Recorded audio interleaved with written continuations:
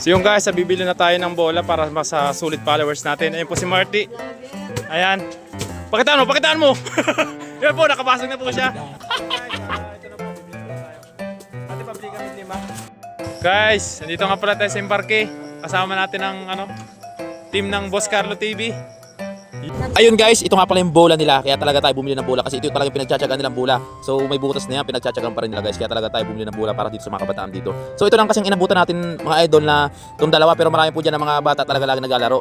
Kasi tingnan mo guys, maputik po. Yan po. Kapag maulan, nahihirapan sila talaga maglaro dyan. At mga idol, hindi pa po alam nung dalawang kabataan na yan na nagbili na tayo ng bola. So ang sabi ko sa kanila dyan mga idol, pumila sila. Kung sino makashoot dito dyan sa part na yan, may reward sa akin. Ayun nga guys, di pa talaga nila alam yan. So isusurprise natin sila guys kung anong magiging reaction nila guys. At sinuli nga pala guys, muna natin pinatira. So andito tayo sa likod guys. So unang tira dyan ni Nonoy. Guys, tingnan natin kung shoot pa talaga. Yan guys, wala po, unang tira niya. Then tayo na po ang titira dyan mga idol. Yung pangalawang tira, yan na po, nilabas na natin bola. So sobrang saya nila dyan mga idol. At siya nga pala guys, sa mga gusto po mag-sponsor, maliit o malaking bagay po ay malaking tulong na po para sa simpleng kasiyahan sa mga kabataan dito guys. Lalapag ko lang guys yung Gcash number ko dyan at pwede rin po mag-PM sa akin. Maliit o malaking halaga po yan guys, ay malaking tulong po sa kanila mga idol. Hindi pa kasi tayo idol sumasahod kay Facebook ng malaki mga idol. Kung siguro kung sumasahod na tayo mga idol, kasagutin ko na po ito. Kaya po ako mga idol humingi mga idol ng kunting suporta po sa inyo mga idol para sa mga kabataan na to. Tignan niyo yung ring nila dyan oh.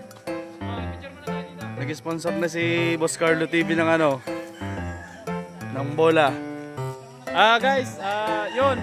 Kung gusto niyo po mag-sponsor po ng board nila, ano ko lang, pwede ko yung pumim sa akin o maglapag ako dyan ng Gcash number ko.